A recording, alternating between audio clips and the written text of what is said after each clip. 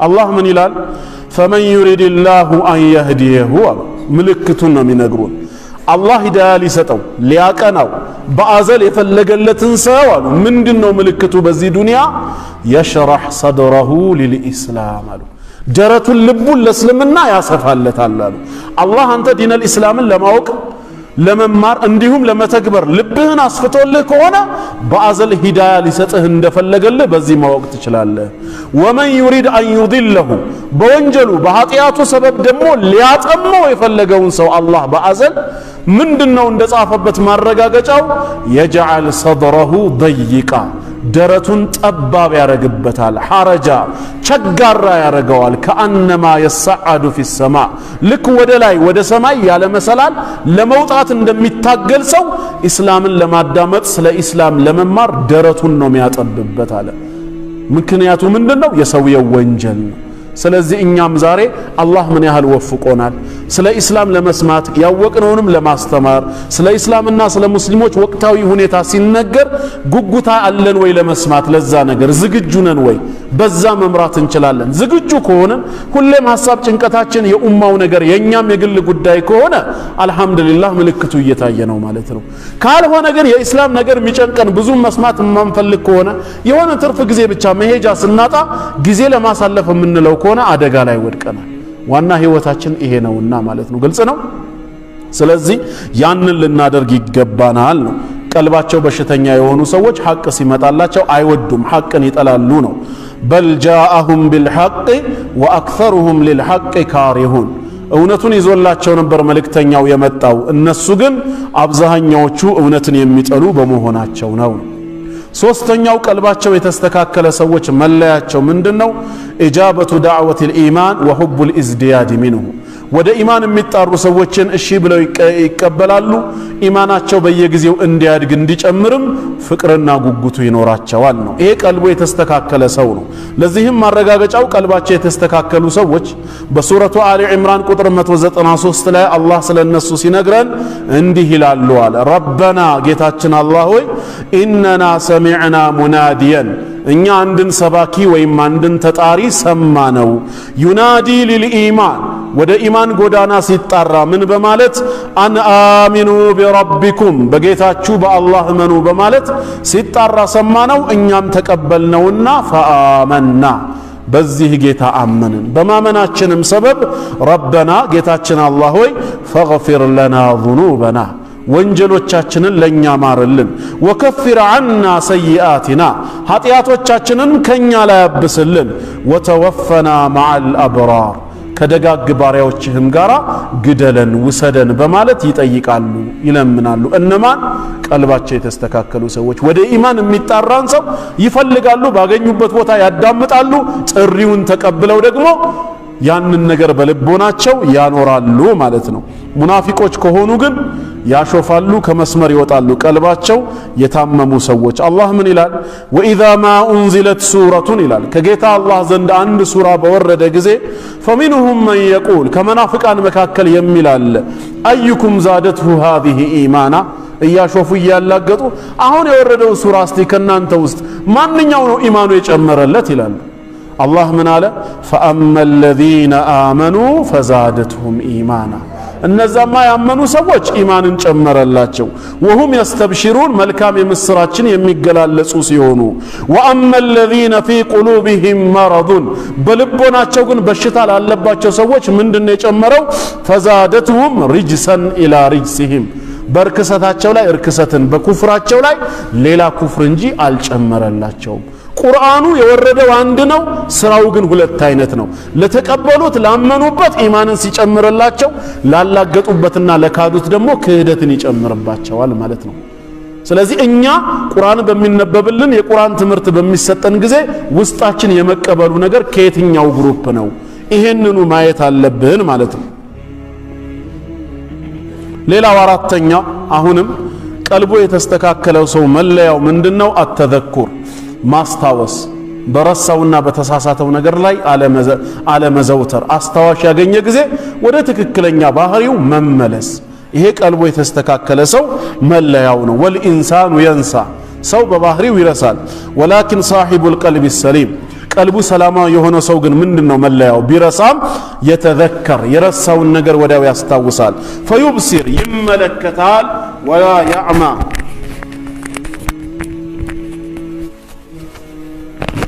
እንደ ታወረ አይቀጥልም፣ በዛው እውርነቱ አይሄድም። አላህ ምን ይላል? ኢነ الذين اتقوا ይላል እነዚያ አላህን የሚፈሩ ተቀይ ባሮች ኢዛ መሰሁም ጣኢፉ ሚነ ሸይጣን ከሸይጣን የሆነ ጭፍራ ሲያገኛቸው ይላል መስመር ሲያስታቸው አላህን የሚያስቆጣ ነገር ሲሰሩ ምን ይሆናሉ? ተዘከሩ ይላል። አይሰሩም አላለም፣ ሰው ናቸው፣ ሊሰሩ ሊሳሳቱ ይችላሉ። ከሌላው ግን በምን ይለያሉ? ወዲያውኑ ነው የሚያስታውሱት። ፈኢዛ ሁም ሙብሲሩን ተመልካቾች ናቸው፣ በዛው በእውርነታቸው አይዘወትሩም ነው። لذلك شرع الله التذكير ለዚህም ነው አላህ ማስታወስን መገሰጽን የደነገገው በቃሉ ማለት ነው። በሌላ ስፍራ አላህ ምን ይላል? ወዘክር ፈኢነ الذكرى تنفع المؤمنين አስታውስ ያንተ ማስታወስ አማኞችን ይጠቅማቸዋልና። በሌላም ስፍራ ምን ይላል አላህ? فذكر إن نفعت الذكرى አስታዋሽ ጠቃሚ በሆነበት ስፍራ ሁሉ አስታውስ ብሎ ጌታችን አላህ ደንግጓል። ለምን? ሰየዘከሩ መን የኽሻ አላህን የሚፈራ የሆነ ሰው በአንተ ማስታወስ ይገሰጻል፣ ይመለሳል።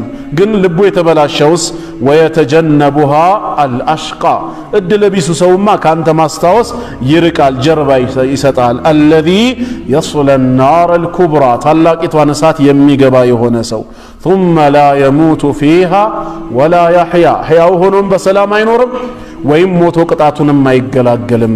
እንዲህ አይነት ነገር ይጠብቀዋል ነው። ቀልባቸው ትክክለኛ የሆኑ ሰዎች ሁሌም ስታስታውሳቸው ዝግጁ ናቸው። ነገር ግን አማ አህሉል ቁሉብ ሰቂመቲ ቀልቡ የታመመ ሰው መለያው ፈተራሁም ፊ ገፍለቲ ላ ዩእሚኑን እዛው ዝንጋቴ ላይ ሆነው ሳያምኑ ሞት ይደርስባቸዋል፣ ቂያማ ይቆምባቸዋል። አላህም ምን አለ?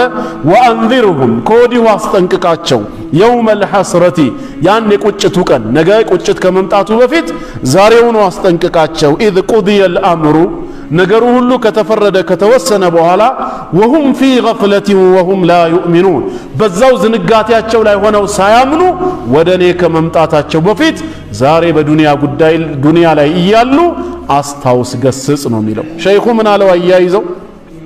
ፈኢን ዘከርተ ባዕድ አልጋፊሊን አን ልአኺረቲ ስለ አኺራ አንዳንድ የዘነጉ ሰዎችን ስታስታውሳቸው ፈሩበማ የቁሉ ለክ አንዳንድ ጊዜ ላለመቀበል በትዕቢት ስሜት ተወጥሮ ምን ይልሃል? አጂእተ ሊቱዓሊመኒ አልኢስላም አልየውም አንተና እንደ ዛሬ እስልምና ለሌል ታስተምረኝ የመጣኸው ወአነ ሙስሊሙን ኸይሩን ሚንክ እኔ እኮ ካንተ የተሻልኩ ሙስሊም ነኝ ይላሉ። መሆን ከነበረበት ካንተ የተሻሉ ትክክለኛ ሙስሊሞች ከሆኑ ያንተን ተዝኪራ ያንተን ማስታወሻ አይተው መቀበል አለባቸው እንጂ እንዴት በንቀት አይን ትላንትና የመጣችሁ እናንተ እንዴት ዲኑን ታስተምሩናላችሁ ሚል አባባል አለ። ይሄ ስህተት ነው። ትላንት የመጣ ሰው ወይ ከትላንት ወዲያ የመጣ ሳይሆን ምንድነው እየተናገሩ ያሉት? እያስተማሩ ያሉት የአላህን ቃል ነው፣ የረሱል ሰለላሁ ዐለይሂ ወሰለም ሐዲስ ነው። ያ ከሆነ ትላንት ከመጣ ሰው አይደለም ዛሬም ከመጣ ሰው ልንቀበል ግድ ነው። ነብያችን ዐለይሂ ሰላቱ ወሰላም አይሁዱ የተናገረውን ንግግር እውነት በመሆኑ ተቀበለውታል፣ አጽድቀውለታል። ነብያችን ዐለይሂ ሰላቱ ወሰላም ዘንድ መጥቶ ሰሃቦችን ነው የወቀሳቸው። ኢነኩም ለአንቱሙል ቀውም ነው ያለው። መጀመሪያ እናንተ እኮ ምንኛ ያማራችሁ መልካም ህዝቦች ናችሁ፣ ለውላ አነኩም ቱሽሪኩነ ቢላህ በአላህ ታጋራላችሁ እንጂ አለ። አስደንጋጭ ንግግር ነው። ግን ምንድን ነበር ያጋሩ የነበረው? የአላህን ፍቃድ ከፍጡር ፍቃድ ጋራ፣ የአላህን እርዳታ ከፍጡር እርዳታ ጋራ እና በሚለው በዋውል አጥፍ አያይዘው ይናገሩ ነበር። ልክ ዛሬኛ እንደምንለው ተቸግረናል፣ መድረሻ አተናል፣ አላህና እናንተ ካረዳችሁን መውጫ ቀዳዳ የለንም ይላል። አይባልም፣ ስተት ነው።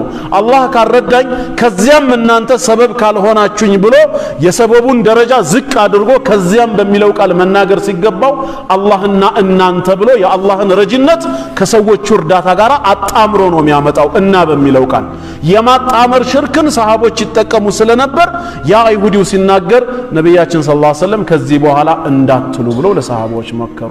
እንዴት ከአይሁድ ይሄን ምክር እንሰማለን አላሉ። ምን አገባህ አንተ ዞር በል አላሉ።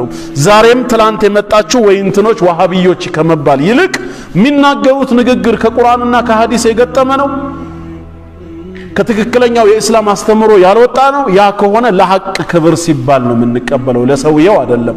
ከሐቅ ካልገጠመ ለምን የራሳችን ዘመድ ወይ ወላጅ አባት አይሆንም? መቀበል የለብንም። ሐቅ ከምንም በላይ ለኛ አስፈላጊ ነውና ማስታወስ ቀልቡ የተስተካከለ ሰው ባህሪው ነው ሲያስታውሱትም ይመለሳል አምስተኛ ደግሞ አልየቂን በእምነታችን በዒባዳችን በዲናችን ፍጹም እርግጠኝነት አለመወላወል በጥርጣሬ አለመመላለስ አቋማችን የጸና መሆን አለበት ቀልቡ የተስተካከለ ሰው የቂን አለው በእምነቱ ነው ያው የቂን 3 ደረጃ እንዳለው እናውቃለን የመጀመሪያው የቂን ወይም እርግጠኝነት በእውቀት በትምህርት የምንቀስመው ነው ሁለተኛ ደግሞ ያ የተማርነውን ያወቅነውን ወይም የተነገረንን ነገር በአይን አይተን በማየት ስናረጋግጠው ነው ሶስተኛ ደግሞ ከማየትም በላይ ምን የቂን አለ ከስሜት ዋሳታችን ጋር ሲቀላቀል ምንም ጥርጥር የሌለበት እንከን የሌለው የቂን ደረጃ እንደርሳለን ግልጽ ነው ኢማም ኢብኑ አልቀይም ረሂመሁላህ በምሳሌ ስለገለጹት ነው ይሄንን አንድ ወዳጅህ በፍጹም አይዋሽም ብለህ የምታምነው ሰው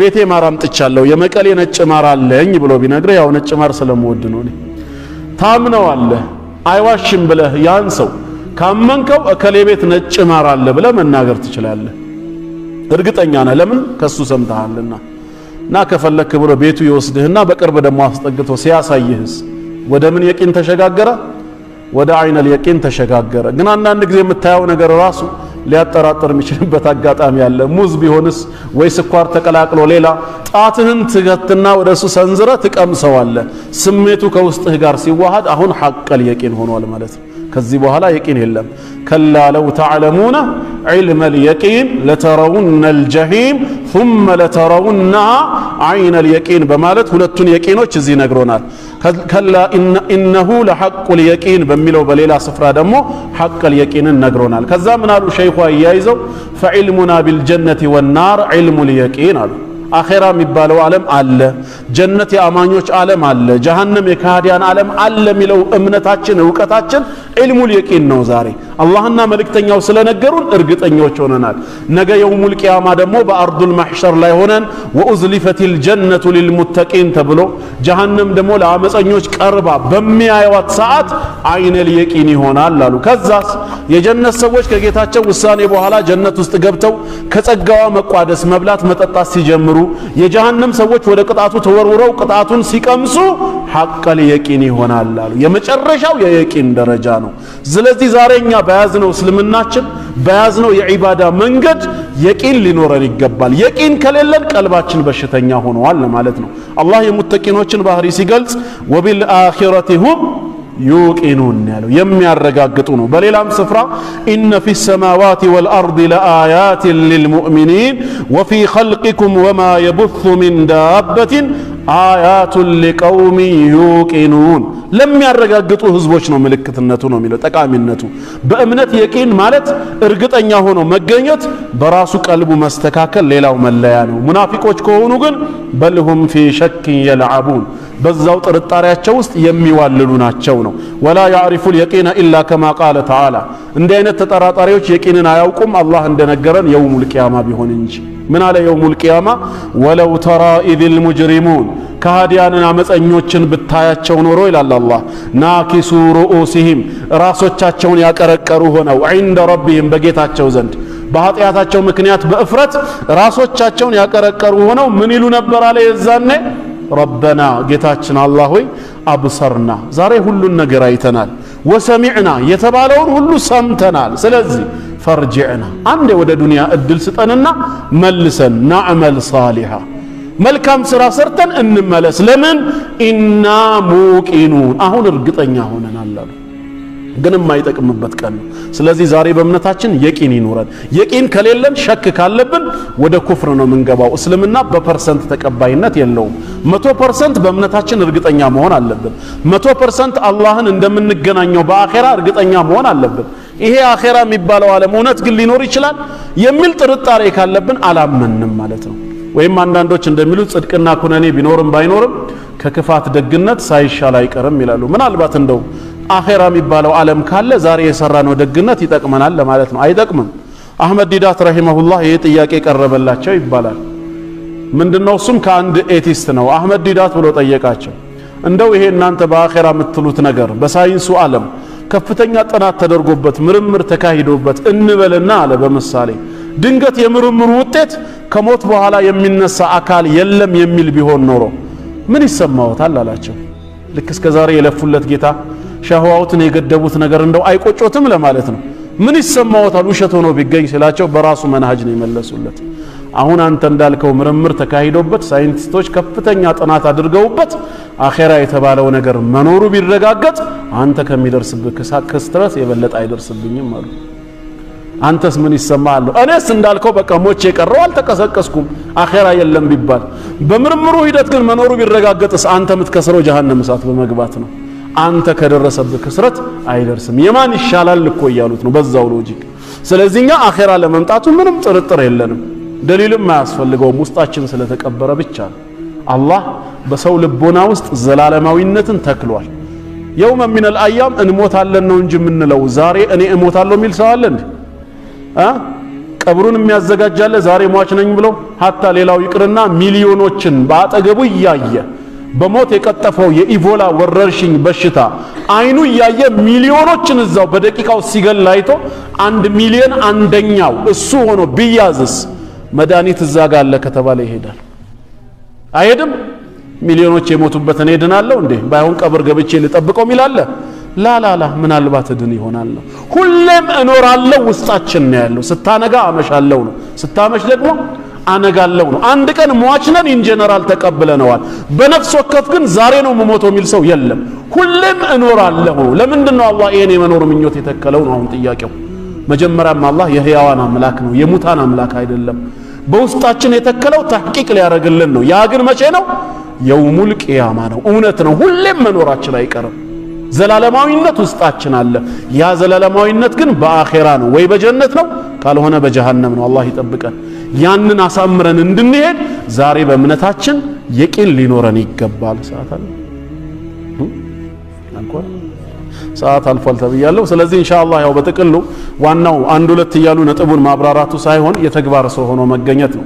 ሸይኹ ኪታቡን አዘጋጅተዋል፣ ምክሩን ሰጥተው በእኛ ላይ ሁጃ አቀርበዋል። እኛ አንብበን ሰምተን ሁጃው ቆሞብናል። ከኛ የሚጠበቀው ከዚህ በኋላ ልባችንን ለመቀየር መዘጋጀት ነው። መንግስት ለምሳሌ ብልጽግና ፓርቲ እሺ ምርጫውን አሸንፊያለሁ አለ። ከዛ ስንለው አሸንፊያለሁ ብሎ ቁጭ አላለም። ቀጣይ 5 ዓመት መርሃ ግብር ነው የነደፈው።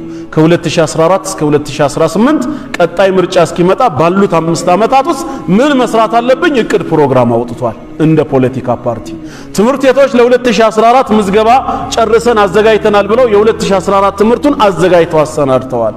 እኛስ ለአኺራስ ምንድነው ያዘጋጀነው? ፕሮግራም ማውጣት የለብንም? የፕሮግራም ሰው አይደለንም ሙስሊሞች? መንግስት የ5 ዓመት የ10 ዓመት የ20 ዓመት እያለ ይነድፋል ምን መስራት እንዳለበት። እኔ ደግሞ ሞት መቼ እንደሚመጣ አላውቅም። የአኺራ ሰው ነኝ። ለአኺራዬ ምን ማድረግ አለብኝ? በ2013 ያለው ማንነቴ በዛው 2014 ላይ መቀጠል አለበት። በ2014 ልዩ ሰው መሆን የለብኝም እንዴ? እቅድ ማውጣት አለብን። እንቀየር ማለት ያ ነው። ፕሮቴስታንቱ ይመጣና ያልሰበከበት ከተማ ላይ ይመጣና ፌስቡክ ላይ አላያችሁ? ዓለም ባንክን ለኢየሱስ አሉ። አሁን ቤተልን ለኢየሱስ እንስጥ፣ ቀጣይ 2014 ከኢየሱስ ጋር ብሩህ ነው ይላል። እሺ እኛስ ከአላህ ጋር መቼ ነው? በ2013 ያለው የኡማ ውድቀት ማብቂያ ይሆናል። በ2014 አላህን ይዘን ለዲናችን ከፍታ የምንሰራበት በግል ህይወታችን የምንቀየርበት ኡማውን አንድ የምናረግበት ዘመን ነው ብለን እኛስ መቼ ነው ፕሮግራም የምናወጣው? እነሱ ተሳካላቸውም አልተሳካላቸውም ፕሮፓጋንዳው ራሱ አንድ ስኬት ነው ብሎ ስለሚያምኑ ይኸው ፌስቡክ ላይ ለጥፈዋል። ከዚህ በኋላ ያሉ ቀናቶች ዓለም ባንክና ቤቴል ወደ ኢየሱስ ሊመጡ ነው። ግን እኛ ስቀንም ማለፍ የለብንማ። እንደውም የቀሩት ኩፋሮች ወደ እስላም ይመጣሉ ብለን ብንሰራስ? ራሳችንን እናበጅ፣ እንቀየር። አላህ የተግባር ሰው ይበለን። አላህ ይለውጠን። ቀልባችንን አላህ ያስተካክለው። ሙስሊም አድርጎ ይግደለን። አላህ በተውበት ይታረቀን። ሀገራችንንም አላህ ሰላም ያደርጋት። ጦርነቱን በቃችሁ ይበለን። የኢስላም የበላይነትን አላህ ቅርብ ያደርግልን። ኺላፋውን ሳያሳየን አላህ አይግደለን። ወሰለላሁ ወሰለም ዐላ ነቢይና ሙሐመድ ወዐላ አሊሂ ወሰሕቢሂ ወሰለም አጅመዒን።